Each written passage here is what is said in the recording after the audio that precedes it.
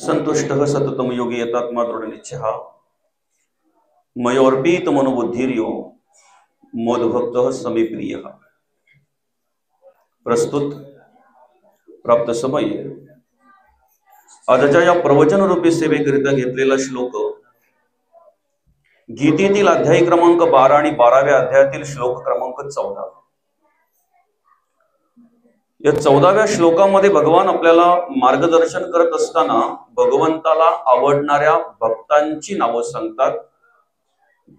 कोणते गुण असल्यानंतर तो भक्त देवाला आवडतोय त्याची ओळख या ठिकाणी भगवंत आपल्याला करून देतात। देवाला आवडणाऱ्या भक्तांची यादी या 12व्या अध्यायामध्ये भगवंतांनी दिलेली आहे, सांगितलेली आहे। देवाला कोणते भक्त आवडतात, आपल्याकडे कोणते गुण असले म्हटल्यानंतर आपण देवाला आवडू, अशा प्रकारचं मार्गदर्शन करत असताना भगवंत या ठिकाणी म्हणतात संतुष्टः सततम योगी यतात्मा दृढनिश्चयः मयोर्पित मनोबुद्धिर्यो मद्भक्तः समे प्रियः। अर्थात भगवंत म्हणतात जे सदा संतुष्ट आहेत आणि अखंड ज्यांचं मन आणि बुद्धी देवाच्या चरणी अर्पण केलेली आहे, मन देवाच्या चरणी स्थिर झालेलं आहे, बुद्धी देवाच्या चरणी स्थिर आहे, ते भक्त देवाला आवडतात। अशा प्रकारची जाणीव, अशा प्रकारची ओळख या ठिकाणी भगवंत आपल्याला करून देतात। ज्या निमित्तानं या ठिकाणी आपण ही प्रवचन सेवा आयोजित केलेली आहे, खऱ्या अर्थाने अभंगावर अर्थात या श्लोकावर अर्थपूजा बांधण्याआधी ज्या निमित्तानं या ठिकाणी आपण ही प्रवचन सेवा आयोजित केलेली आहे, आपल्या या नडगाव गावातील हे लोणे परिवार एक सुशिक्षित, ज्यांचं सर्वच वेगवेगळ्या क्षेत्रामध्ये कार्य आपल्याला पाहायला मिळतंय। मग आध्यात्मिक क्षेत्र असेल, राजकीय क्षेत्र असेल, सामाजिक क्षेत्र असेल, शैक्षणिक क्षेत्र असेल, अशा अनेक प्रकारच्या क्षेत्रामध्ये ज्यांचं कार्य आपल्याला पाहायला मिळतंय असं हे लोणे परिवार। आणि ह्या लोणे परिवाराची पिताश्री हरिभक्त परायण वैकुंठवासी शंकर भिकाजी लोणे बाबांना शुक्रवार दिनांक 24 जानेवारी 2025 रोजी देवाज्ञा झाली। त्यांचं वृद्धापक काळाने निधन झालं आणि त्यांच्या स्मरणार्थ या ठिकाणी आपण बाबा गेल्याच्या 3ऱ्या दिवसापासून अनेक कार्यक्रमांचं आयोजन केलेलं आहे। त्यामध्ये रोजचा हरिपाठ असेल, रोजचं प्रवचन असेल, अनेक कीर्तनांचं आयोजन या ठिकाणी केलेलं आहे। आणि त्यामध्येच एक बाबांच्या स्मरणार्थ आजच्या दिवसाची ही प्रवचन सेवा। खऱ्या अर्थानं माणसाने माणसाच्या आयुष्यामध्ये कशा प्रकारे कार्य करावं, आम्ही प्रत्येक वेळेला सहज बोलून जातो, जो आवडतो देवाला तोची आवड आहे सर्वांना, बरं का। पण आम्ही ज्या वेळेला बोलत असतो ना, ज्या वेळेला आम्ही ऐकत असतो ना, त्यावेळेला त्या माणसाविषयी विचार करत नाही की खरोखर याचे गुण देवाला आवडण्यासारखे होते का, बरं का मौली। म्हणजे अनेकांच्या ठिकाणी, अनेकांच्या मैताच्या वेळेला, अनेकांच्या उत्तरकार्यांच्या वेळेला, अनेकांच्या श्रद्धांजलीच्या वेळेला आम्हाला ऐकायला मिळतंय जो आवडतो सर्वांना तोची आवड आहे देवाला, आणि म्हणून बाबा दादा आवडते झाले असं आपण सहज बोलून जातो, ताई आई अक्का आवडत्या झाल्या असं आपण सहज बोलून जातो।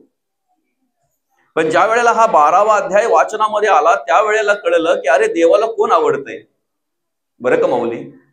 देवाला आवडणारे भक्त कोण आहेत। आम्हाला वाटलं होतं की देवाला जो सुगंधी अगरबत्ती रोज ओवाळतोय ना, दाखवतोय ना, तो भक्त देवाला आवडत असेल। देवाच्या पुढ्यात जो रोज तुपाचा दिवा लावतोय ना, तो भक्त देवाला आवडत असेल। आम्हाला असं वाटलं होतं की देवाला जो रोज असा मोठा सुशोभित असा हार देवाला अर्पण करतोय ना, तो भक्त देवाला आवडत असेल, अशी आमची कल्पना होती। आम्ही काय कल्पना केली होती, जो भक्त, जो मनुष्य परमार्थामध्ये मिरवतोय, पुढे पुढे करतोय, तो कदाचित देवाला आवडत असेल, अशी आमची कल्पना होती, बरं का। पण या ठिकाणी देवाला आवडणाऱ्या भक्तांच्या यादीमध्ये भगवंत आपल्याला जाणीव करून देत असताना म्हणतात जे सदा संतुष्ट आहेत। सदा संतुष्ट राहण्यासाठी माणसाने देहातीत व्हायला पाहिजे। मी देह म्हणून जोपर्यंत आपण कार्य करतोय तोपर्यंत संतुष्ट होणार नाहीत, आलं का लक्षात। मी देह म्हणून जोपर्यंत आम्ही कार्य करतोय तोपर्यंत आम्ही सुख दुःखामध्ये असतोय। सुख आलं की आमची भूमिका वेगळी असते, दुःख आलं की आमचं वागणं जगणं वेगळं असतंय, बरं का। जय पराजय त्या ठिकाणी असतो, मान अपमानाचा विचार त्या ठिकाणी केला जातो. जोपर्यंत आम्ही देहामध्ये मी देह म्हणून कार्य करतोय तोपर्यंत ह्या सगळ्या गोष्टी आम्हाला आलेल्या असतात. या सगळ्या गोष्टींमध्ये आम्ही बुललेलो असतो, भ्रमित झालेलो असतो. मात्र देहातीत झाल्यानंतर माणसाची विधेय स्थिती निर्माणच झाली की मग तो सदा संतुष्ट असतो, अर्थात तो मान अपमानाच्या पलीकडे गेलेला असतो. एखाद्या कार्यक्रमाच्या वेळी त्याला शाल द्या नका देऊ काही फरक पडत नाही, त्याला नारळ द्या नका देऊ काही फरक पडत नाही, त्याचं नाव घ्या नका घेऊ काही फरक पडत नाही त्याला, कारण तो देहातीत झालेला आहे, विधेय स्थितीला गेलेला आहे, अर्थात संतुष्ट झालेला आहे.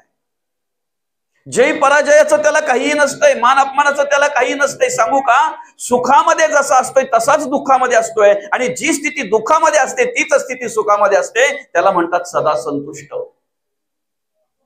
असं होण्यासाठी, अशी स्थिती प्राप्त होण्यासाठी आम्ही काय केलं पाहिजे? देवाच्या चरणी मन अर्पण केलं पाहिजे. आम्ही देवाच्या चरणी आमची बुद्धी अर्पण केली पाहिजे, बुद्धी स्थिर केली पाहिजे. या ठिकाणी भगवंत आम्हाला जाणीव करून देत असताना म्हणतात सदा संतुष्ट. संतुष्ट सततम योगी यतात्मा दृढ निश्चय हा मयो अर्पित मनोबुद्धिर्यो मदभक्त सविप्रिय. हा ते भक्त मला आवडतात, जे भक्त मला मन आणि बुद्धी अर्पण करतात आणि जे सदा संतुष्ट आहेत.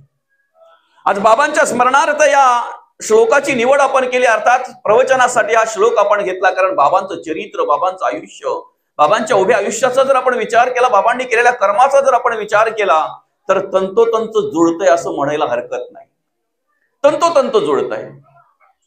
बाबांनी या मुलांसाठी या ठिकाणी कार्य करत असताना किती पैसा गोळा केला, नाशिवंत संपत्ती किती गोळा केली, याच्याशी मला गरज नाहीये आणि जमलेल्या माणसांनाही त्याच्याशी गरज नाहीये. सांगू का, ज्या वेळेला एखाद्या माणसाचा मृत्यू होतोय की नाही, त्या मृत्यू झालेल्या माणसाला ज्या वेळेला आपण स्मशानामध्ये अग्नी द्यायला जातोय त्यावेळेला एकच चर्चा झाली जाते, या माणसाने उभ्या आयुष्यामध्ये काय कर्म केली, किती कमवले, याचा विचार केला जात नाही. बरं का, याचा विचार केला जात नाही. खऱ्या अर्थाने माणसाने या ठिकाणी आल्यानंतर कशा प्रकारे जगावं, कशा प्रकारे वागावं, या पंचकृषीमध्ये जिथे जिथे सप्ताह असेल, हरिनाम सोहळा असेल, जिथे जिथे धार्मिक कार्यक्रम असेल ना, त्या त्या ठिकाणी आमचे बाबा, आमचे शंकर बाबा विणा घेऊन उभे असलेले आम्हाला पाहायला दिसतात, पाहायला मिळायचे. आज खऱ्या अर्थाने ज्या ज्या ठिकाणी असे धार्मिक कार्यक्रम असतील ना, त्या त्या ठिकाणी प्रत्येक ठिकाणी आमच्या बाबांची कमतरता जाणवणार आहे, आमची बाबांची न्यूनता जाणवणार आहे. प्रत्येक ठिकाणी, प्रत्येक धर्माच्या कार्याच्या वेळेला, प्रत्येक हरिनाम सोहळ्याच्या वेळेला, प्रत्येक सप्ताहाच्या वेळेला बाबांची आठवण आल्याशिवाय राहणार नाही असं कार्य बाबांनी केलेलं आहे. बरं का, बाबा जगले ना, वागले ना, कार्य केलं ना बाबांनी, पण स्वतःसाठी कमी. संसार प्रपंचाकडे त्यातल्या त्यात लक्ष असेल बाबांचं, पण अधिक करून बाबांनी जे कार्य केलं ते अध्यात्मासाठी, धर्मासाठी, देवासाठी कार्य केलं. आणि म्हणून ते माणूस, अर्थात ते भक्त श्रेष्ठ असतात, जे देवाचं आणि धर्माचं कार्य अखंड आणि अखंडपणे करत असतात. बरं का, सगळ्यात महत्वाचं म्हणजे आपल्या पंचकृषीमध्ये कुठेही सप्ताह असू द्या, कुठेही हरिनाम सोहळा असू द्या, त्या ठिकाणी बाबा उपस्थित असायचे. खरं तर महाराज, ज्या वेळेला तुमचा फोन आला मला, कुठला दिवस, कशा प्रकारे काय कार्यक्रम करायचा, पहिला विचार माझ्या अंतःकरणामध्ये आला की माझं जेवढं वय आहे, ऐकताय ना, जेवढं माझं वय आहे तेवढ्या वर्ष परमार्थ केलेल्या बाबांच्या स्मरणार्थ आपल्याला प्रवचन करायचं आहे. तेवढ्या वर्ष परमार्थ केलेल्या, अधिक करून तेवढे त्याच्यापेक्षा अधिक वर्ष परमार्थ केलेल्या बाबांच्या स्मरणार्थ आपल्याला प्रवचन करायचं. आपण काय बोलणार? माझं पामरा, हे काय थोरपण, काय थोरपण. आमचं वयही जेवढं नाहीये तेवढ्या वर्ष ज्यांनी परमार्थ केलेला आहे, मिरवायचा नाही, मुरवायचा. मिरवायचा परमार्थ बाबांनी कधीच केला नाही. तुम्ही कुठल्याही कार्यक्रमामध्ये जेव्हा जेव्हा बाबांना बघितलं असेल ना, तेव्हा तेव्हा कुठेतरी एखाद्या ठिकाणी ते विना घेऊनच उभे असायचे विशेष करून, आणि कधीतरी बसलेले असायचे ना, तर कुठेतरी बाजूच्या ठिकाणी असं बसून निवांतपणे श्रवण करत असायचे, निवांतपणे श्रवण. बाबांनी कधी कोणाचा द्वेष केला नाही, कधी मत्सर केला नाही, कधी तिरस्कार केला नाही. जेव्हा जेव्हा बाबांची आपली भेट झाली तेव्हा तेव्हा त्यांनी फक्त आणि फक्त आध्यात्मिक मार्गदर्शन करण्याचंच काम केलेलं आहे. आणि खऱ्या अर्थाने त्यांचं हे मार्गदर्शन आम्हासारख्या तरुणांना सुद्धा स्फूर्तिदायी आहे, प्रेरणादायी आहे. आज आमच्यासारखे तरुण जे कार्य करतायत, आज आपल्या पंचक्रोशीमध्ये अनेक अनेक मंडळ स्थापन झाले, अनेक अनेक अनेक चांगल्या प्रकारे प्रवचनकार निर्माण झाले, अनेक कीर्तनकार आहेत, अनेक गायनाचार्य आहेत, हरिपाठाचे मंडळ अनेक प्रकारे आपल्याला पाहायला मिळतात. पण खऱ्या अर्थाने मी म्हणेन, आम्ही किती जरी आध्यात्मिक क्षेत्रामध्ये पुढे गेलोत ना, तरी बाबांसारख्या माणसांचे आशीर्वाद आमच्या पाठीशी आहेत हे मात्र शेवटपर्यंत विसरता कामा नये. आमच्या शंकर बाबांसारख्या माणसांनी आम्हाला मार्गदर्शन केलं, आशीर्वादाचा हात आमच्या पाठीवर दिला. जेव्हा जेव्हा बाबा माझे प्रवचन ऐकायचे ना, तेव्हा तेव्हा प्रवचन झाल्यानंतर माझ्या जवळ येऊन पाठीवर जेव्हा हात ठेवायचे ना, आणि मायेने जेव्हा हात फिरून सांगायचे ना, बाळा स्वाभिमान वाटते रे तुझा, त्यावेळेला एक वेगळ्या प्रकारची स्फूर्ती आमच्या अंतःकरणामध्ये निर्माण व्हायची. काय लागतं रे माणसाला? एखादा माणूस जर पुढे जात असेल तर त्याच्या तंगड्या खेचणारे अनेक भेटतात महाराज. सगळ्याच क्षेत्रामध्ये, केवळ वेगवेगळ्या क्षेत्रामध्ये नाही, आध्यात्मिक क्षेत्रामध्ये सुद्धा अनेक आहेत. पण जेव्हा जेव्हा आमचा कार्यक्रम व्हायचा तेव्हा तेव्हा अशी माणसं ज्या वेळेला आमच्या पाठीवरून हात फिरवतात ना, त्यावेळेला आध्यात्मिक कार्य करण्यासाठी 36 हत्तींचं बळ आमच्या अंतःकरणामध्ये निर्माण होत असते. एक वेगळ्या प्रकारची स्फूर्ती निर्माण होत असते, वेगळ्या प्रकारची प्रेरणा निर्माण होत असते. बरं का? जेवढं चांगलं करता येईल तेवढं चांगलं जगले बाबा, जेवढं चांगलं करता येईल तेवढं चांगलं करण्याचं कार्य केलं बाबांनी आपल्या आयुष्यामध्ये. हा मनुष्य देह ज्या कारणास्तव आम्हाला मिळालेला आहे ना, ज्यासाठी मिळालेला आहे, देवाचं नामचिंतन करावं, देवाचं नामस्मरण करावं, परमार्थ करावं, आध्यात्मिक क्षेत्रामध्ये वाटचाल करावी आणि अखंड अखंड देवाचं देशाचं धर्माचं कार्य करावं. तेच कार्य बाबांनी बाबांच्या आयुष्यामध्ये केलं, तेच कार्य बाबांच्या आयुष्यामध्ये बाबांनी केलं. आणि बाबांचं चरित्र जर आपण अनुभवलं, बाबांचं पूर्णपणे जर कार्याची जर आपण ओळख घेतली, माहिती घेतली, तर निश्चितपणे देवाच्या देशाच्या आणि धर्माच्या कार्या व्यतिरिक्त बाबांनी अधिक काही कुठल्या कार्याला विशेष महत्व दिलं नाही. शेवटच्या श्वासापर्यंत नामचिंतन केलं. मौली, आपला प्रत्येकाचा जो अट्टास चालू आहे की नाही, तो त्यासाठीच शेवटचा दिवस गोड व्हावा. मी म्हणेन, बाबांचा मृत्यू म्हणजे एक सोहळा झाला. प्रत्येकाने असं जगावं, असं वागावं की शेवटच्या वेळेला आपला मृत्यू ही एका प्रकारचा सोहळा झाला पाहिजे, सोहळा झाला पाहिजे. माणूस गेल्याचं दुःख तर असतंच असतंय, पण माणूस गेल्यानंतर त्या ठिकाणी कशा प्रकारे हरिनामाचा सोहळा निर्माण झाला पाहिजे, कशा प्रकारे हरिनाम झाला पाहिजे, याचं एक आदर्शयुक्त उदाहरण म्हणजे या ठिकाणी बाबाच्या मरणोत्तर आयोजित केलेले सर्व कार्यक्रम या लोणे परिवाराने. बरं का? आज आपल्या पंचकृषीमध्ये राजकीय क्षेत्रामध्ये कार्य करणारे आमचे राजाराम दादा असतील, आध्यात्मिक क्षेत्रामध्ये कार्य करणारे पंडित महाराज असतील, त्याचप्रमाणे पत्रकार म्हणून कार्य करत असलेले समाजसेवक, समाजकार्य करणारे आमचे तानाजी दादा असतील, जयवंत दादा असतील, त्यांचंही आध्यात्मिक क्षेत्रामध्ये अतिशय चांगल्या प्रकारे कार्य आहे. हे सगळ्यांकडे जर बघितलं ना, तर बाबांनी केलेले संस्कार, बाबांनी केलेलं मार्गदर्शन आपल्याला पाहायला मिळत आहे. आज एक स्वाभिमान वाटतोय. बाबांनी आपल्या मुलाला आपल्या डोळ्यामध्ये कीर्तन करताना बघितलं. ऐकताय ना? अरे, वाईट कर्म करणारी मुलं जन्माला घालायला काही लागत नाही रे, सहज निर्माण होतात. पण प्रत्येक आई वडिलांच्या आयुष्यामध्ये सगळ्यात महत्वाचा आणि सगळ्यात मोठाचा आनंदाचा दिवस जर असेल तर माझ्या मुलाने आमच्या समोर कीर्तन करावं आणि ते कीर्तन आम्ही श्रवण करावं. आमच्या मुलांनी आध्यात्मिक क्षेत्रामध्ये कार्य करावं, राजकीय क्षेत्रामध्ये कार्य करावं, एक आदर्शयुक्त सामाजिक क्षेत्रामध्ये कार्य करावं. आपल्याकडे जे काही चांगले गुण असतात ना,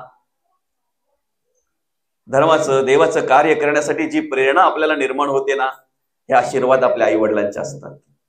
जगद्गुरु तुकोबा सुद्धा श्रेय बाबांनाच देतात, आई वडिलांनाच देतात. आपुली या हिता. जी मुलं आपल्या हितासाठी कार्य करतात, जी मुलं आपल्या हिताचं करतात, जी मुलं आपल्या हितासाठी जगतात, वागतात, कार्य करतात, त्याचं श्रेय जगद्गुरु तुकोबा कोणाला देतात? आपुली या हिता जो असे जागता, धन्य माता पिता तयाची. या मुलांकडे जे चांगल्या प्रकारची कर्म आज आम्हाला पाहायला मिळतात, त्याला कारण म्हणजे बाबांनी त्यांच्या आयुष्यात कमवलेली सगळ्यात मोठी संपत्ती आहे. अजून काय संपत्ती पाहिजे आपल्याला?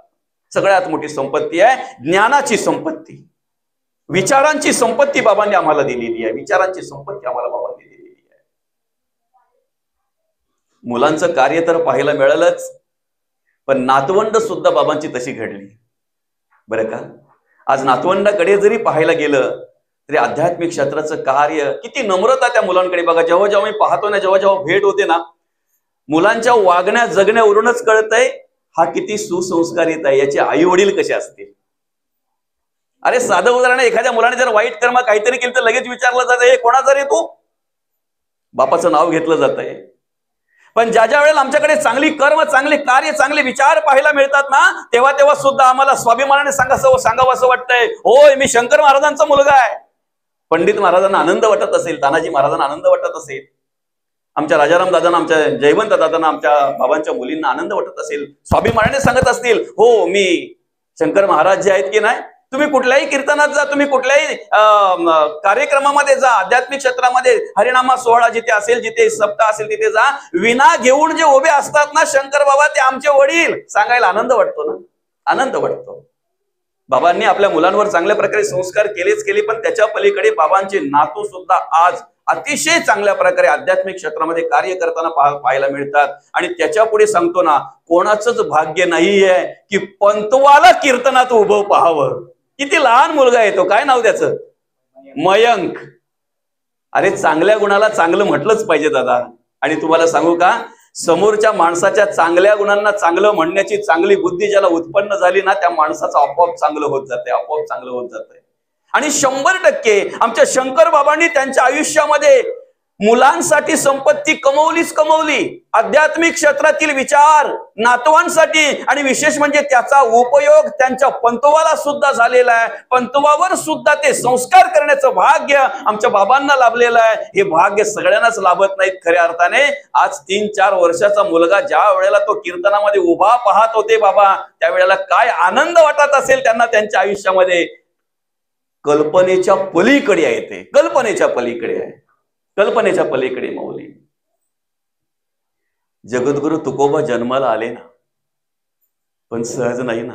विश्वंभर बाबांपासून 7 पिढ्यांची तपश्चर्या आहे, 7 पिढ्यांची साधना आहे, 7 पिढ्यांची. तेव्हा 8वी पिढी म्हणजे जगद्गुरु तुकोबा आहेत, बरं का. ज्या घरामध्ये त्या जगद्गुरु तुकोबांच्या वाङ्मयाचा अभ्यास केला जातो, गाथेचा अभ्यास केला जातो, गीतेचा अभ्यास केला जातो, माऊली ज्ञानोबांच्या ज्ञानेश्वरीचा अभ्यास केला जातो, भगवंताचं नामचिंतन केलं जात आहे, त्या घरामध्ये आध्यात्मिक क्षेत्रामध्ये वाटचाल करायला कुठल्याही प्रकारची कमतरता राहत नाही. पाहिजे तेवढं सामर्थ्य पांडुरंग परमात्मा देत असतो, पाहिजे तेवढं सामर्थ्य पांडुरंग परमात्मा देत असतो. खऱ्या अर्थाने बाबांनी त्यांच्या आयुष्यामध्ये अतिशय चांगल्या प्रकारे कर्म केली.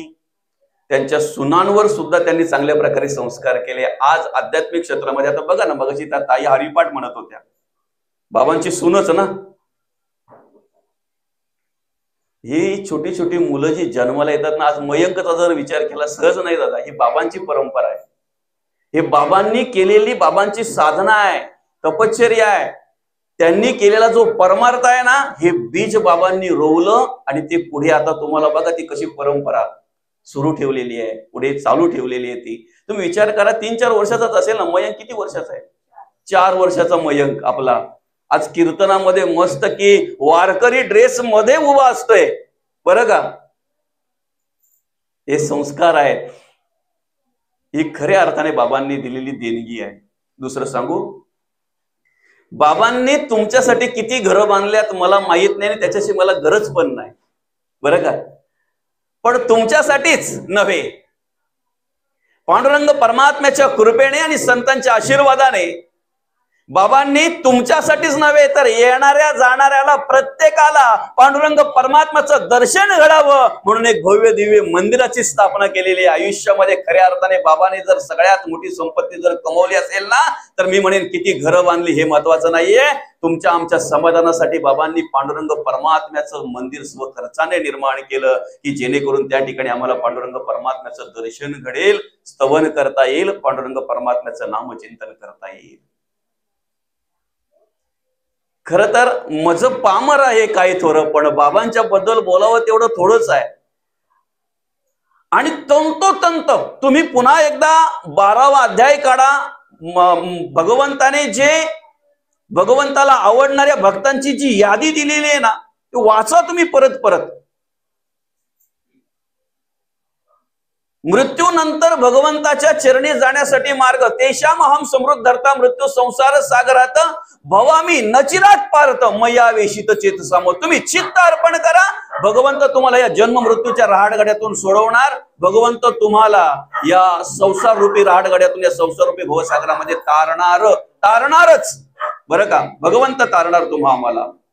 बाबांनी नेमकं तेच केलं ना. बाबांचं मन कुठे, तुम्हाला जरी घरामध्ये बाबा दिसत असतील ना तरी सुद्धा त्यांचं मन कुठेतरी देवाच्या चरणी, देवाच्या नामचिंतनामध्येच रममाण होतं. देवाच्या नामचिंतनामध्येच रममाण होतं. साधारणतः वय वर्ष किती होतं बाबांचं? 86व्या वर्षापर्यंत बाबांनी परमार्थ केलाय.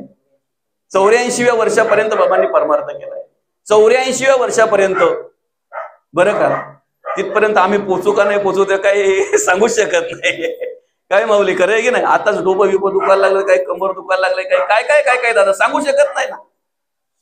पण एक देवाच्या चरणी प्रार्थना करतो, एक पांडुरंग परमात्म्याच्या चरणी प्रार्थना करतो की ज्या पद्धतीने बाबांच्या स्मरणार्थ या ठिकाणी आज प्रवचन आहे, म्हणून पांडुरंग परमात्म्याच्या चरणी प्रार्थना करतोय की ह्या माणसांनी जसा परमार्थ केला, बाबांनी ज्या पद्धतीने परमार्थ केला, देवाचं नामचिंतन केलं आणि भगवंताचं नामस्मरण करता करता तुमचा आमचा निरोप घेतला, पांडुरंगा आमची ही 8 तास आणि आमचाही प्रयत्न त्यासाठी चालू आहे.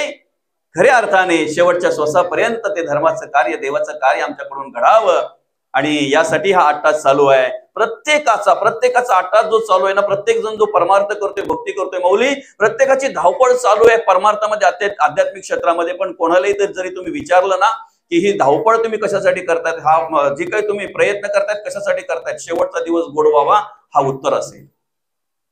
शेवटच्या वेळेला भगवंताचं नामचिंतन घडावं हे उत्तर असेल बरं का. आता कसं असते माहितीये का, 8व्या अध्यायातील 6व्या श्लोकामध्ये भगवंत म्हणतात यम यम वापि स्मरण भावम त्यजत्यन्ते कलेवरम तम तमेवेन्ति कोणते सदा तद्भाव भावितः. बरं का. त्या श्लोकावर भाष्य करत असताना माऊली म्हणतात तेवी जितेनी अवसरे जे आवडून जीवी उरे ते मरणाची मेरे फार हो लागे आणि मरणी जया जे आठवे तो तेची गती ते पावे म्हणून सदा स्मरावे मातेची तोवा. तुम्ही तुमच्या आयुष्यामध्ये जी कर्म करताय, ज्याच्यावर प्रेम करताय, ज्याच्याविषयी आवड निर्माण होते, ज्याच्याविषयी महत्व निर्माण होते तुमच्या आयुष्यामध्ये, तेच तुम्हाला शेवटच्या वेळेला आठवत आहे. आणि जे तुम्हाला शेवटच्या वेळेला आठवत आहे मरणोत्तर तुम्ही त्यालाच प्राप्त होत आहे बरं का. बाबांनी जाईपर्यंत, शेवटच्या क्षणापर्यंत परमार्थ केला, अध्यात्म भक्ती जोपर्यंत त्यांचे पाय चालत होते, हात कार्य करत होते, जोपर्यंत त्यांना सर्वांगाने कार्य करता येत होतं, तोपर्यंत कुठेही सप्ताह असू द्या, काठी टेकत टेकत बाबा येणारच. कुठेही हरिनाम सोहळा असू द्या, बाबा काठी टेकत टेकत हळूहळू पण तिथपर्यंत पोहोचणारच. तारुण्यात त्यांनी अनेक गोष्टीचा त्याग केला म्हणून वृद्धपणामध्ये सुद्धा परमार्थ करता आला, हे महत्वाचं आहे. समजतंय ना. तारुण्यात अरे अनेक गोष्टी येतात ना आपल्या पुढे, काय माऊली, अनेक गोष्टी येतात, बाजूला करता आल्या पाहिजेत. आणि ज्यांना ज्यांना ते साधलं ना, आदर्शयुक्त जीवन जगले आमचे शंकर बाबा, आदर्शयुक्त जीवन जगले. प्रत्येकाने आदर्श घ्यावा अशा प्रकारे कार्य केलं त्यांनी. इथं सांगायची गरज नाही की त्यांची परंपरा पुढे चालू ठेवा, समोर दिसते पंतूपर्यंत. आमच्यासारखं काय सांगणार की त्यांची परंपरा चालू ठेवा म्हणून बरं का. पणतूपर्यंत जर ती परंपरा आम्हाला दिसते, पोरं तीच कार्य करतात, नातवंड तेच कार्य करतात आणि पणतू सुद्धा तेच कार्य करते, आम्ही काय सांगावं की बाबांनी केलेला परमार्थ तुम्ही सांभाळा किंवा बाबांनी केलेली जी काय त्यांची परंपरा ती चालू ठेवा. नाही, तो अधिकारच नाही आमचा. पण बघा ना, बाबांनी आयुष्यभर भगवंताचं नामचिंतन केलं म्हणून शेवटच्या शेवटपर्यंत खऱ्या अर्थाने भगवंताचं नामचिंतन केलं, भगवंताचं नामस्मरण केलं. कधीही ऐका, मिरवायचा परमार्थ केला नाही. कारण सांगतो ना तुम्हाला, बाबांना कधी स्टेजवर बोलवा नाही तर नका बोलवू, कधी अपेक्षाच केली नाही. मी स्वतः कितीतरी ठिकाणी असं बघितलंय, कधीच नाही अशी. त्याला शाल द्या नका देऊ, त्यांना नारळ द्या ना, श्रीफळ द्या नका देऊ, काही फरक पडलं नाही त्यांना. जो आपल्या वाट्याला जी सेवा येईल ती करायची. टाळ असू द्या, मृदुंग असू द्या, विणा असू द्या, जे मिळेल, जी सेवा येईल ती सेवा करायची. नाही, भगवंताचं नामचिंतन करायचं, नामस्मरण करायचं, हात जोडायचे, दर्शन घ्यायचं आणि बाजूला व्हायचं. बाकी मान अपमान कधीच बाबा बोलले नाहीत, कधीच नाही. विशेष म्हणजे अशा प्रकारे जगणारी माणसं आहेत ना, त्यांच्या चेहऱ्यावर तुम्हाला कधीच नर्वसता पाहायला भेटली नाही, कधीच नाही. नाराज कधीच दिसले नाही. जेव्हा बघावं तेव्हा हसता चेहरा त्यांचा आणि चांगलंच सांगणार. बरं का, काही वृद्धापणामध्ये आता 80च्या पुढे गेली किंवा 70च्या पुढे गेली ना माणसं काही, की त्यांना कोणीही भेटलं ना का पहिले ते गारणं लावतात. काय नाही, पहिल्यासारखं काही राहिलं नाही, पोराला त्रास देतात, सुना काय ऐकत नाही. बरं का, अशी बरेच अनुभव असतील तुम्हाला. मी सांगण्यापेक्षा तुम्हाला पण बरेच अनुभव असतील.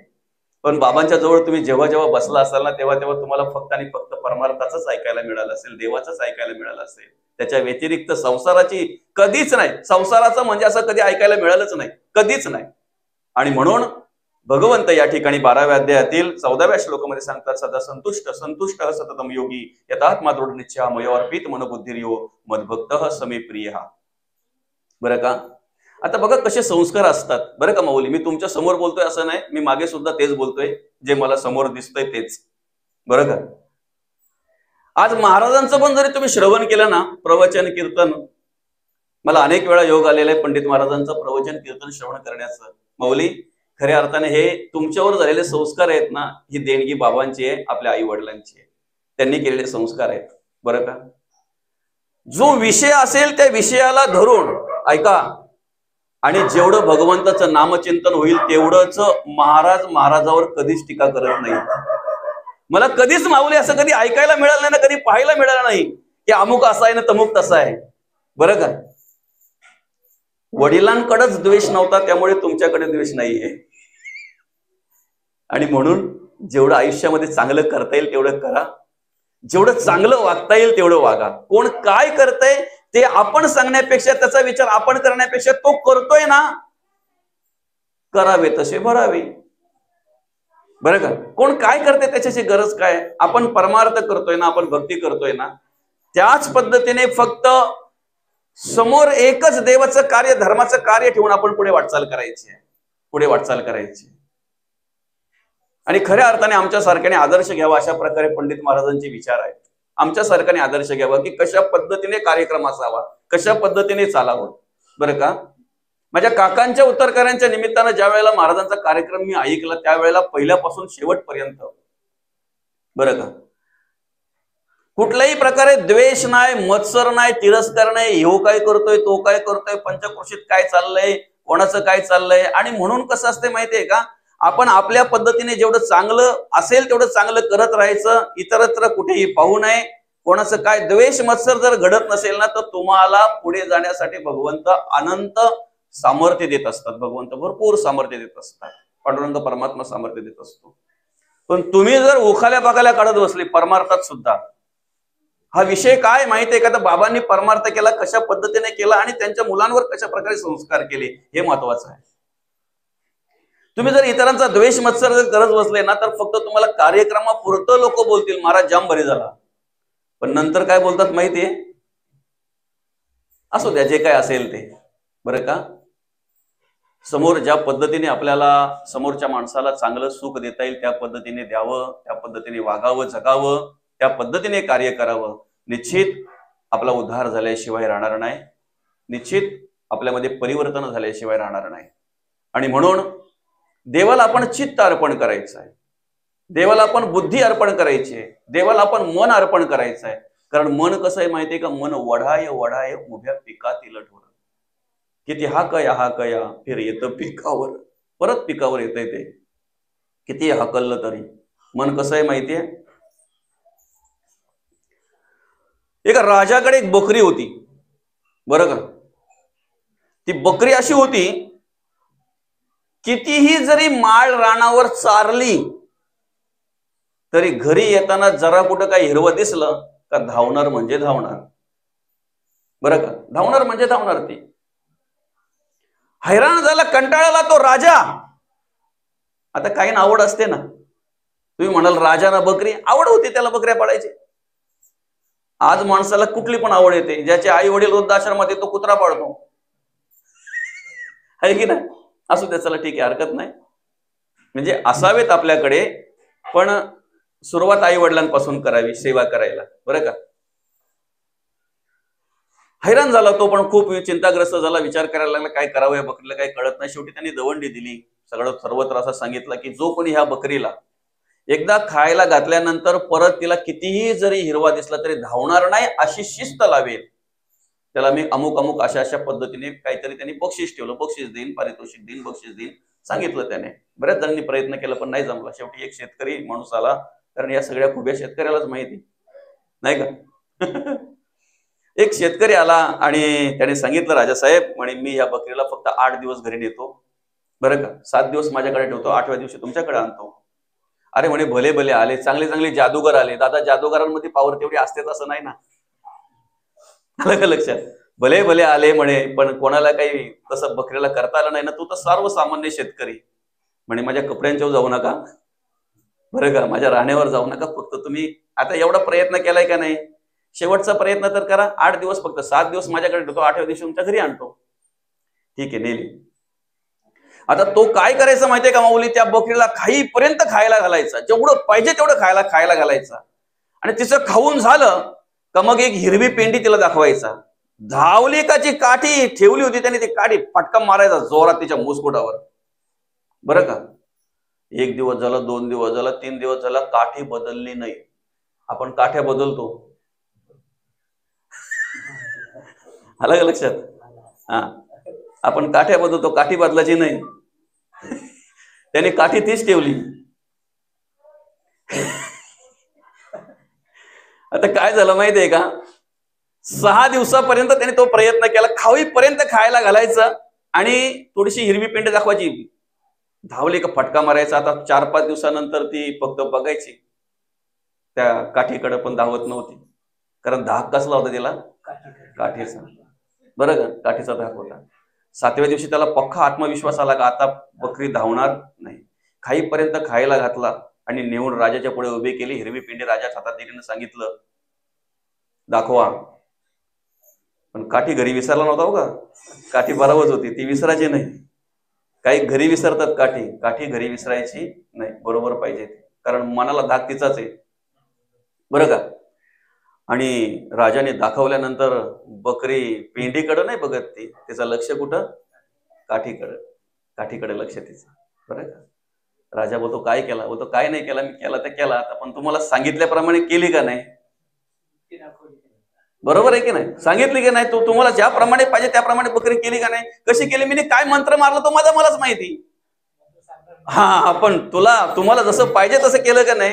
राजा पण खुश झाला. अरे म्हणे भल्या भल्यांना जमलं नाही ते तू केलं दादा, नुसतंच नाही केलं, रट्ट्यावर रट्टा मारला म्हणून गप्प बसली ती. आलं का लक्षात. तसं मन आहे आपलं माऊली. मन ओढाय ओढाय उभ्या पिकातील ढोर, किती हाकया फिर येत पिकावर.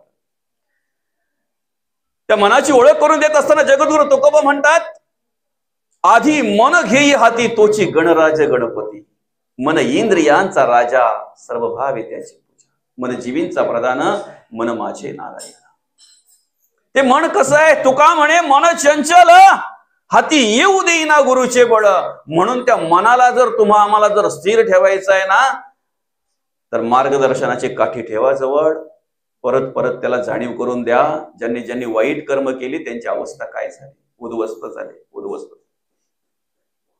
तुम्ही 4 युगाचा निवाडा घ्या ना, कृता त्रेता द्वापर आणि कली. पाप कोणाला चुकत नाही, पाप कोणाला सोडतंय, कोणालाच नाही, देवाधिकांना नाही. आपण काय, अरे इंद्रपदाला जाऊन सुद्धा भग पडली त्याला का, पाप बुद्धी निर्माण झाली. अहिल्याकडे वाईट नजरेने बघितला, नुसतं नजरेने बघितलं नाही, गौतम ऋषींच्या रूपामध्ये येऊन तिथे स्पर्श केला. शेवटी अवस्था काय झाली, इंद्रपदाला. आपण कोण आहेत, इंद्रपद म्हणजे साधं नाही येते, सहज मिळत नाही ते, बरोबर आहे का नाही भाऊ, सहज नाही ते. आपल्याला घरामध्ये राहून बाप म्हणून राहायचं असेल, मिरवायचं असेल तरी सुद्धा ते जमत नाही. वडिलांच्या अधिकारामध्ये जरी राहायचं असेल तरी ते जमत नाही. भाऊ म्हणून कार्य करायचं असेल, मोठा भाऊ म्हणून मार्गदर्शन करायचं असेल तरी सुद्धा ते आपल्याला जमत नाही बरं का. पती म्हणून वागायचं असेल तरी त्या पद्धतीने आपल्याला जमत नाही. इंद्रपद, काय तपश्चर्या असेल, काय साधना असेल आणि मग ते पद मिळालं असेल त्याला, सहज नाही. पण त्या पदाला जाऊनही जर तुमच्याकडे वाईट वासना निर्माण होत असेल तर तुम्हाला भोग पडल्याशिवाय राहणार नाही. हा पापाचा फेरा आहे, हा पापाचा फेरा आहे बरं का. आणि म्हणून ती पापकर्म घडू नयेत, ते विचार आमच्या अंतःकरणामध्ये येऊ नये म्हणून मनाला काय करा माहितीये का, हरिपाठामध्ये गुंतवा, हरिनामामध्ये गुंतवा, आध्यात्मिक क्षेत्रामध्ये, आध्यात्मिक कार्यामध्ये देवाच्या परमार्थाकडे वळवा, त्याला भक्ती करायला लावा, त्याच्याकडून ते कार्य करून घ्या. तुम्ही तनाने कुठे आहात हे महत्वाचं नाही, तुम्ही मनाने कुठे आहात हे महत्वाचं आहे. आता आपण प्रवचन श्रवण करतोय बरं का, पण मनाने का तनाने ते आपलं हे सांगतंय, चेहरा सांगतोय आपला माऊली, बरोबर आहे की नाही? आपला चेहरा सांगतोय मनाने का तनाने. आपण कुठून श्रवण करतोय हे आपल्या चेहऱ्यावरून समजतंय. बाबांनी मनापासून परमार्थ केला. ऐका, मिरवणारे फार असतात, मुरवणारे कमी असतात. दुसरं ऐका, मिरवणारे कमी काळ टिकतात, मिरवणारे कमी काळ टिकतात, मुरवणारे शेवटपर्यंत कार्य करत असतात. बाबांचा आदर्श आपण घ्यायचा आहे की त्यांनी त्यांच्या मनाला काम लावून दिलं, अखंड हरिचिंतन. मुलं बाला कमवती झाल्यानंतर मग बाबांनी मला तरी वाटतंय संन्यासच घेतल्यासारखं झालं. काय माऊली, बरोबर आहे की नाही? काय दोन घास खायचं आपल्या घरामध्ये, कुठे असेल नामस्मरण करायला, म्हणजे निमित्त पाहिजे, बस निमित्त, भगवंताचं नामचिंतन करण्यासाठी निमित्त पाहिजे. हरिनाम सोहळा असू द्या, सप्ताह असू द्या, कुठे काय कुठल्याही कार्याच्या निमित्तानं, कीर्तन असू द्या, प्रवचन असू द्या, बाबा तिथे उपस्थित असायचेच. बरं का, तुम्ही कशा निमित्ताने करताय हे महत्वाचं नाही, तुम्ही नामचिंतन करताय हे महत्वाचं आहे. नामचिंतन करताय हे महत्वाचं आहे. आलं का लक्षात? जगद्गुरु तुकोबांकडे एक जण गेला. त्या टायमाला म्हणजे परिस्थिती काय होती माहितीये का, तुकोबांकडे येडा तुक्या म्हणूनच बघितलं जायचं, वेडा. आलं का लक्षात? माझा पण तोच प्रयत्न चालू आहे की मला कधी वेळ लागतंय, जे जगद्गुरु तुकोबांना लागलं होतं, ज्या दिवशी लागेल ना त्या दिवशी माझ्या जीवनाचा उद्धार होईल. फक्त जगद्गुरु तुकोबांना जे वेळ लागलं होतं ना ते वेळ आम्हाला लागलं पाहिजे माऊली. भगवंताच्या नामचिंतनाचं वेळ, भगवंताच्या नामस्मरणाचं वेळ ज्या दिवशी आम्हाला लागेल ना त्या दिवशी आमचा उद्धार झाला समजा. आम्ही वेडे झालो पाहिजेत, पण जगद्गुरु तुकोबा जसे झालते ना तसं झालं पाहिजे.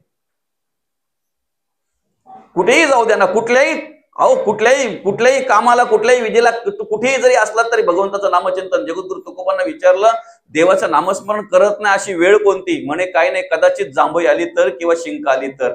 आम्हाला त्याच टायमाला नेमका देव आठवतो. जांभई देवता देता बोलतो अरे अरे. बरीचशी माणसं अशी आहेत माऊली, बराच वेळ बसला नाही, उठता आलं नाही का मग करतात हरी हरी, पाय आखडल्यावर. शिंक आल्यानंतर, शिंक झाल्यावर करतात हरी हरी. म्हणजे ज्या वेळेला स्मरण करायला पाहिजे त्यावेळेला आम्हाला स्मरण होत नाही. ऐका ना, अशा प्रकारे जगद्गुरु तुकोबांकडे पाहिलं जायचं त्यावेळेला. आलं का लक्षात? येडा आहे, असा आहे, अमुक आहे, तमुक आहे. तुक्याशिवाय तर कोणी हाक मारत नव्हते. ऐका, तुक्याशिवाय कोणी हाक मारत नव्हते. पण हा माणूस आल्यानंतर तुकोबा, आनंद वाटला. अरे तुकोबा, रामकृष्ण हरी माऊली. अतिशय आनंद वाटला जगद्गुरु तुकोबांना. नमस्कार करणारा कोणतरी भेटला. रामकृष्ण हरी म्हणतोय, माझ्या देवाचं नामस्मरण करतोय बरं का. तुकोबा, काम आहे तुमच्याशी. आता काम आहे म्हटल्यानंतर तर अतिशय आनंद वाटला, कारण त्यावेळेला लोक काय बोलायचे, हा तुक्या काही कामाचा नाही. कामाचा नाही म्हणून बाजूला केलेला असताना जर कोणतरी काम घेऊन आला तर जगद्गुरु तुकोबा म्हणतात, अरे तुझं काहीतरी काम असेल ते असेल, पण तुझ्या बोलण्यावरून आज मला एवढं तरी पटलं की मी काहीतरी कामाचा आहे. आलं का लक्षात? तुझ्या बोलण्यावरून मला आज पटलं की मी काहीतरी कामाचा आहे. आणि म्हणून मग जगद्गुरु तुकोबा तुमच्याकडे काम आहे माझं. म्हणजे काय काम आहे रे बाबा? जगद्गुरु तुकोबा बोलले, काय काम आहे? काय नाही, तुम्ही जे करताय तेच. म्हणजे तुम्ही जे भगवंताचं नामस्मरण करताय की नाही, मृदुंग टाळ हातात घेऊन, चिपळ्या हातात घेऊन अखंड भगवंताचं नामस्मरण करताय की नाही, तेच करायचं आहे. एवढा आनंद वाटला जगद्गुरु तुकोबांना की तो आनंद गगनात मावे ना का. अरे माझ्या भगवंताचं नामचिंतन करायचं आहे, हे काम घेऊन कोणतरी मला आलेलं आहे. सांगणारे दादा, कधी करायचंय, कुठे करायचंय, कसं करायचं आहे? त्यावेळेला त्यांनी सांगितलं, तुम्ही जे घरामध्ये करताय ना ते माझ्या शेतात करायचं आहे. काय म्हणतो तो माणूस, तुम्ही जे घरामध्ये नामचिंतन करताय की नाही, मृदुंग टाळ चिपळ्या घेऊन, त्या पद्धतीने त्या मृदुंगाचा, टाळ चिपळ्यांचा आवाज असा झाला पाहिजे, सगळीकडे भगवंताचं नामस्मरण असं दुमदुमलं पाहिजे. पांडुरंग पांडुरंग पांडुरंग पांडुरंग असं नामस्मरण दुमदुमलं पाहिजे सगळीकडे. आनंद वाटला जगद्गुरु तुकोबांना. कधीपासून? म्हणे तुम्हाला जेव्हा वाटेल तेव्हा, आता लगेच पण आलात तरी चालेल. किती वेळ? वेळेची मर्यादा नाही म्हटल्यानंतर मग लगेच प्रवचन करायला पण आनंद वाटतो.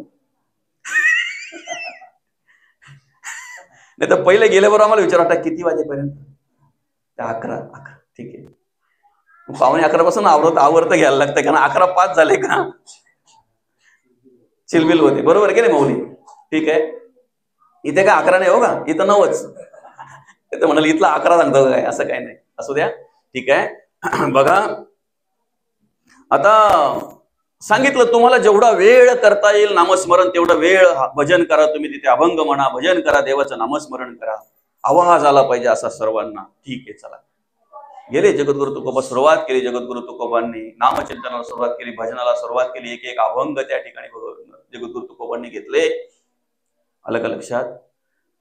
एखाद्या माणसाला कामाला लावून देतो ना आपण शेतावर, आलं का लक्षात? आणि त्याला काय बोलतो, तू काम कर, मी येतो भाकरी घेऊन. तसं जगद्गुरु तुकोबांना त्यांनी तिथे कामाला लावून दिलं शेतावर, आणि तो घराच्या दिशेने निघाला. तो माणूस घराच्या दिशेने निघाला असताना त्याला शेतामधून बाहेर पडल्याबरोबर एक माणूस भेटला, दुसरा शेतकरी भेटला. मग तो, काय मूर्ख माणूस आहेस रे तू, तो तर वेडा झालाय, पण तू पण वेडा झालास का? म्हणे का? अरे म्हणे शेतामध्ये कुशाल भजन ठेवलंय तू, लोक घरात ठेवतात, मंदिरात ठेवतात. काहीतरी निमित्त असतंय ना, आम्हाला निमित्त पाहिजे ना काहीतरी. तुला काय निमित्त आहे, कशामुळे तू त्या शेतामध्ये भजन ठेवलंय? तेव्हा बोलतो, सांगतो तुला, जरा पुढे चल मग सांगतो. थोडासा पुढे नेल्यानंतर मग सांगतो, शेतामध्ये पाखराई जाम त्रास दिलाय. काय बोलतो तो ऐका, शेतामध्ये पाखरांनी खूप त्रास दिलाय. बुधगावन उभा करून पण थांबत नाही, थाळ्या वाजवून पण थांबत नाही. मी म्हटलो, जर याला काम लावून दिला, म्हणजे जगद्गुरु तुकोबांना तिथे जर काम लावून दिलं, आलं का लक्षात?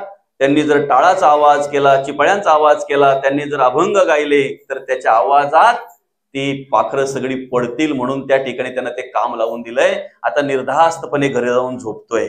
काय बोलतो तो, आता बिनधास्तपणे घरी जाऊन झोपतोय. गेला, झोपला, बरं का. बऱ्याच वेळानंतर आला तो. पण मौली काय झालं होतं माहितीये का? शेजारच्या शेतातली पण त्याच्या शेतात आली होती पाखरं. त्याला एवढी तरी अक्कल पाहिजे होती का जगद्गुरु तुकोबा नामस्मरण करत असताना, भगवंताचं नामचिंतन करत असताना त्यांच्या अंगा खांद्यावर पाखरं खेळतात, पक्षी खेळतात. वाचा तुम्ही जगद्गुरु तुकोबाचं चरित्र आहे त्याच्यामध्ये, बरं का. जे नामस्मरण करताना, अभंग गाताना ज्यांच्या अंगाव खांद्यावर पक्षी खेळतात, त्यांचं भजन ऐकायला पक्षी येतील का जातील? फक्त फरक एवढाच आहे का त्यावेळेला पक्ष्यांना पण भजनाची आवड होती. आता ते तुम्ही ठरवा. अलग लक्षात. त्यावेळेला नामस्मरणाला सुरुवात केली एकदा जगद्गुरु तुकोबांनी, की पक्षी सुद्धा जवळ यायचे. का? वृक्षवल्ली आम्हा सोयरी वनचरे. काय भूमिका असेल ती जगद्गुरु तुकोबांची. ऐका ना, जगद्गुरु तुकोबांचा दृष्टांत यासाठी या ठिकाणी घेतला की बाबांना सुद्धा फक्त निमित्त लागत होतं. ऐकताय ना? जगद्गुरु तुकोबांना माहित नाही याने का मला सांगितलं का? त्याने विचारलं का तुझ्या शेतात का मला नामस्मरण करायचं नाही? करायचंय एवढं तू सांगितलं ना, ठीक आहे. का करायचंय मला माहित नाही. भगवंताचं नामस्मरण घडतं हे महत्वाचं आहे. तुम्ही कशा निमित्तानं कार्यक्रम ठेवला हे मला माहित नाही. कीर्तन आहे ना, बाबा तिथे उपस्थित असणार. प्रवचन आहे ना, बाबा तिथे उपस्थित असणार. तुमचा हरिनाम सोहळा आहे, बाबांना आमंत्रण केलं की बाबा त्या ठिकाणी विनेकरी म्हणून उभे राहणार. आज शोधून आणावे लागतात. माऊली खरंय की खोटं आहे? आज परिस्थिती अशी आहे की खुंटीला लटकून ठेवावं लागतो काही वेळेला विना कार्यक्रमाच्या वेळेला. का? विनेकरी सापडत नाहीत. दादा, ह्या माणसांनी जो परमार्थ केला ना, मी तर म्हणेन 25% जरी आम्हाला करता आला तरी आमचा उद्धार झाला समजा. फक्त त्या पद्धतीने करता आला पाहिजे, त्या पद्धतीने करता आला पाहिजे. नाही तर जरा कुठं काय झालं का निघला महाराज, नाही का? अशा पद्धतीने परमार्थ करता आला पाहिजे. कोणाचा द्वेष नको, मत्सर नको, तिरस्कार नको. जेवढं भगवंताचं नामचिंतन आम्हाला करता येईल तेवढं करता आलं पाहिजे. आपल्या मुलाबालांवर चांगल्या प्रकारे संस्कार करता आले पाहिजेत. आपल्या सुनांवर चांगल्या प्रकारे संस्कार करता आले पाहिजेत. आणि सुनाबालांनी सुद्धा चांगल्या प्रकारे बाबांची देखरेख केली. खऱ्या अर्थाने ज्या वेळेला महाराजांकडे मागे मी आलो, आलं का लक्षात? बाबा झोपलेले होते, पण काय ती स्वच्छता आणि काय अगदी त्या बाबांची सेवा, जबरदस्त. एकदम आनंद वाटला मला की खऱ्या अर्थानं अशा प्रकारे जर सेवा असेल तर कितीही वृद्धावस्था प्राप्त झाली तर तो माणूस कंटाळणार नाही. माऊली, आज परिस्थिती अशी आहे ना की काहींच्या वृद्ध अवस्थेकडे बघितल्यानंतर काही लोक देवाला प्रार्थना करतात, देवा चालता बोलताना म्हातारा करू नको जास्त. काहींची परिस्थिती आज पाहतोय ना आपण समाजामध्ये. आलं का लक्षात? खूप खूप वाईट परिस्थिती आहे. खर तर माऊली सुद्धा म्हणतात, सकळ तीर्थाची धुरे जिये का माता पिती रे, तया सेवेशी कीर शरीरे लोन कीचे. म्हणजे त्यांची सेवा करत असताना आपण अशा पद्धतीने करावी. खरं तर आपल्या चामडीचे जोडवे जरी आपल्या आई वडिलांना आपण दिले ना, तरी सुद्धा त्यांच्या ऋणातून आपण कधीच मुक्त होणार नाही, कधीच मुक्त होणार नाही. बरं का? कधीच नाही मुक्त होणार. आणि मी तर म्हणेन की या शंकर बाबांनी, आपल्या बाबांनी, ज्यांच्या स्मरणार्थ या ठिकाणी आपण हे प्रवचन आयोजित केलेलं आहे, बाबांनी ह्या मुलांसाठी भरपूर आध्यात्मिक संपत्ती गोळा करून ठेवलेली, कमवून ठेवलेली, भरपूर संपत्ती कमवून ठेवलेली. तुम्ही आपल्या या 4 जिल्ह्यांमध्ये, 4 तालुक्यांमध्ये कुठेही गेलात, फक्त सांगितलं ना शंकर बाबांचा मुलगा, तुम्हाला कशातच काही भीती नाहीये. कुठल्याही आध्यात्मिक, अगदी कुठल्याही आध्यात्मिक माणसाला, कुठल्याही आध्यात्मिक विचाराच्या माणसाला सांगा तुम्ही की मी अमुक अमुक बाबांचा मुलगा, अमुक बाबांचा नातू, पण तू म्हणजे त्या पार अगदी मयंक पासून अजून नातवंड पुढे. आलं का लक्षात? त्यांनी जरी सांगितलं ना का बाबांचा मी नातू आहे, पण तू आहे, तरी सुद्धा अगदी खऱ्या अर्थाने त्या ठिकाणी स्वाभिमान वाटावा असं कार्य बाबांनी बाबांच्या आयुष्यामध्ये केलेलं आहे. तुमच्या घरात किती मोठमोठी भांडी आहेत, किती किमतीची भांडी आहेत, तुमच्या घरात किती किमतीचं सोनं आहे, तुमच्या घरामध्ये किती किमतीची उपकरणं आहेत, त्यापेक्षा 500 रुपयाची ज्ञानेश्वरी आहे का, हे महत्वाचं आहे. काय माऊली? आणि मी तर म्हणेन की हा भांडार बाबांनी उभा केलेला आहे ह्या सगळ्यांसाठी, आहे की नाही? मी बघितलंय नाही ना, पण मला माहिती आहे ना, ज्याने आयुष्य घालवलं आहे तो माणूस तीर्थाला जाऊन का आणेल? पोलीपाट लाटण्या. ज्याला खरा परमार्थ करायचा आहे ना, तो काय बोलतो माहितीये का? एक तरी पुस्तक न्यावं, एक तरी ग्रंथ न्यावा. आलं का लक्षात? घरी जाऊन वाचता आला पाहिजे, आनंद मिळाला पाहिजे. इथे जो आनंद मिळतो तो घरी जाऊन आनंद मिळाला पाहिजे. आणि हीच संपत्ती आहे ना माऊली बाबांनी तुमच्यासाठी, सर्वांसाठी कमवून ठेवलेली, हीच संपत्ती आहे. आज एवढं मोठं विठोबा रखुमाईचं मंदिर त्या ठिकाणी बाबांनी निर्माण केलंय. आलं का लक्षात? अनेक संकटांना सामोरे गेले असतील, अनेक प्रसंगांना सामोरे गेले असतील बाबांच्या आयुष्यामध्ये, काही गोष्टी दुःखाच्या सुद्धा घडल्या असतील ना, पण सगळं बाजूला ठेवून ते आध्यात्मिक क्षेत्रामध्ये कधीही कमी पडले नाहीत, कधीही कमी पडले नाहीत. आणि विशेष म्हणजे त्यांची जी वाटचाल आहे ती तुम्ही पुढे चालू ठेवलेली. माऊली खऱ्या अर्थाने आज तुमच्या समोर आहे म्हणून बोलतोय असं नाही, पण तुमचं जे कार्य आहे ना ते आमच्या सारख्यांनी नतमस्तक व्हावं असं कार्य आहे. आज श्री क्षेत्र गंगा गोरजेश्वर मंदिर मठ ते श्री क्षेत्र त्र्यंबकेश्वर या ठिकाणी जी दिंडी जाते, त्या दिंडीचं खऱ्या अर्थाने म्हणजे आयोजनच तुम्ही करताय. त्या ठिकाणी संपूर्ण संकल्पना तुमची आहे आणि अनेकांच्या सहकार्याने त्या ठिकाणी तुम्ही अतिशय चांगल्या प्रकारे पंडित महाराज कार्य करतायत. माऊली खऱ्या अर्थाने हे कार्य जे आहे ही आपल्या बाबांनी दिलेली आपल्याला प्रेरणा आहे, हे आपल्या बाबांनी आपल्यावर केलेले संस्कार आहेत. आलं का लक्षात? तुम्ही तुमच्या स्वतःसाठी किती जगताय हे महत्वाचं नाही. आणि स्वतःसाठी जगणारी माणसं अनेक आहेत ना, कमी आहेत का आपल्या पंचकृषीमध्ये, आपल्या तालुक्यात कमी आहेत माऊली स्वतःसाठी जगणारी माणसं? अनेक आहेत ना. पण स्वतःसाठी आणि स्वार्थासाठी जगणाऱ्या माणसाची स्तुती स्तवन केलं जात नाही, त्याचं महात्म्य वर्णन केलं जात नाही. त्या कीर्तिरूपाने मी म्हणेन स्वतःसाठी आणि स्वार्थासाठी जगणारी माणसं जशी मरतात, त्यांच्या शरीराची जशी राखारांगोळी होते की नाही, तशीच त्यांच्या कर्माची पण माती होते, तशीच माती होते. पण धर्मासाठी, देवासाठी आणि देशासाठी जी माणसं जगतात ना, कार्य करतात ना, मरावी परी कीर्तिरूपी उरावे, कीर्तिरूपाने उरतात. बाबा शरीराने जरी गेले असतील तरी प्रत्येक वेळेला बाबांची आठवण येणार आहे, प्रत्येक वेळेला, पावलोपावली. पिता म्हणून तर तुम्हाला तुमचे वडील म्हणून तर येणारच आहेत, बरं का? कारण आई जरी घराचा कळस असला तरी बाप हा पाया असतो. आणि ज्या वेळेला पाया ढळतो ना माऊली, ज्या वेळेला पाया खचतो ना, त्यावेळेला कलश सुद्धा हल्ला जातो, कलशातही सामर्थ्य राहत नाही. बाप म्हणून तर तुम्हाला आठवण येईलच येईल, पण एक मार्गदर्शक म्हणून प्रत्येक वेळेला क्षणोक्षणी आठवण येईल तुम्हाला पण आणि आम्हाला पण, तुम्हाला पण आणि आम्हाला पण आठवण येईल. प्रत्येक वेळेला क्षणोक्षणी आठवण येईल एक मार्गदर्शक म्हणून.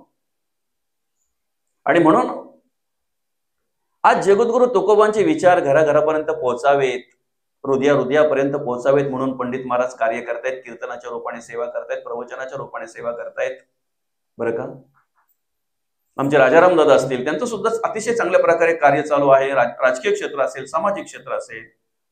तानाजी दादा आहेत, त्यांच्याकडे सुद्धा अतिशय चांगल्या प्रकारे आम्हाला कार्य पाहायला मिळते. पत्रकार म्हणून काम करत असताना सुद्धा पत्रकाराने किती नम्र असावं बरं का.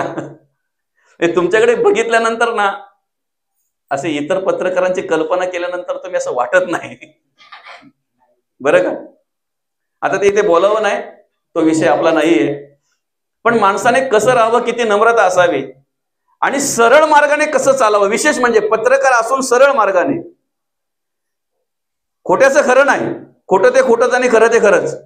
जेवढं चांगलं करता येईल तेवढं चांगलं करावं. त्याचप्रमाणे जयवंतदादा असतील, अतिशय मेहनती माणूस बरं का. माझ्या घराचा किचन ओटा त्यांनी केलेला आहे जयवंतदादांनी बरं का. त्यावेळेस